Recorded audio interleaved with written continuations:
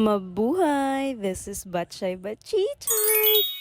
Ubali na sabi ninyo guys, kay early in the morning no, mo adto mi og palingki. Alas 6 sa buntag mi nang lakaw guys, di ba grabe ka sayo? Kay lagi magpalit mi og tiil sa karning baboy. Hey, you know guys, is my birthday. Sagdira na akong buhok nagkalkag dia guys no, kay early in the morning pabiyan no. Kay pagbakod man gud nako guys, ditso man gid mi lakaw. Unya guys, niabot na mi diri sa palitanan og karni. Pag-abot na mo guys, nagpalit din mi diri sa og tiil sa karning baboy. Unya guys, grabe pa kay siya nagfula-fula no ang color. Kay latan magud na mo ang tiil guys, dili tiil sa tawha ka, tiil sa karning baboy guys ha. Mao na siya guys, gi-chop-chop na gid siya guys no. Unya pag na magfalit guys, nagfalit pud mi diri og isda. Nagpalit dai mig vangus guys no, kay as my requested guys is my birthday man gud guys. Favorite man gud kina kong vangus guys, labo nag-isugba siya guys ba, ay ganahan jud ko sa tambok niya guys. Oy my gosh, nai-imagine ko na talaga yung tambok guys na sinusuyop ko guys ba. At bumili na lang, ba't nagtagalog na? Unya ni hapit din mi diri sa tabuan guys no, kay mamalit mi og lamas. Kay among isagos sa among sinugbang bangus og nilatan nga tiil sa baboy. Samtang nagpaabot mi diri sa motor guys no, kay iyang Father Earth ramang gud ang nagfalit dito sa tabuan. Nagkamulok og lingaw-lingaw aning vatang udak guys no, aron di fud siya laayon no, kay nagulat-hulat galing mi siyang fafa no. Kay natingala na lagi siya guys, kay nganong dugay do yung fafa mahuman og falit. Uy, nagunsa man din na yung gifalit. Nagdaas na yung mga kilay diha guys, o tanawa ra gud na siya. Og finally guys, nahuman na gud siya og falit no. Mao to nilarga na dayon mi guys no, kay mag-school pa ba ni sa among veve guys. Before ta mag-celebrate guys no, mag-school sa lang ni among veve no, kay para pud na ma-learn ginagmay. Daycare na din ni akong veve guys. Tanawa ra gud nang bata diha guys. O mura juga ngayon. Tabang-tabang in town siya, bisan di gud kabalo, pero at least ni tabang no. May gani po na niya no, kay mo participate gyud siya guys ba. Unya ayaw lang na ninyo pansin ng mga wakwak diha sa kalikuran guys no, kay nana jud na sila, mulupad ra na sila unya.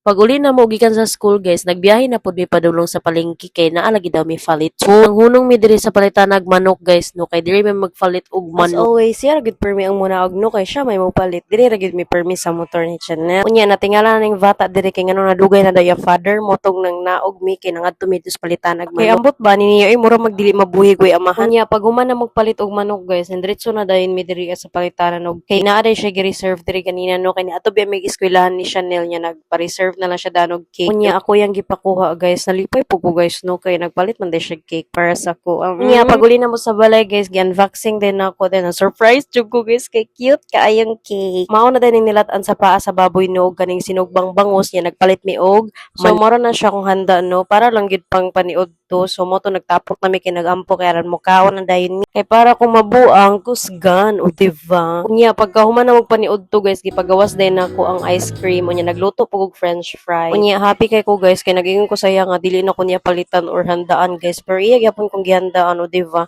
Mao nang ning kiss din ko sa iya. Ngalain niyo ana. Charot. Bye bye guys. Thank you for watching.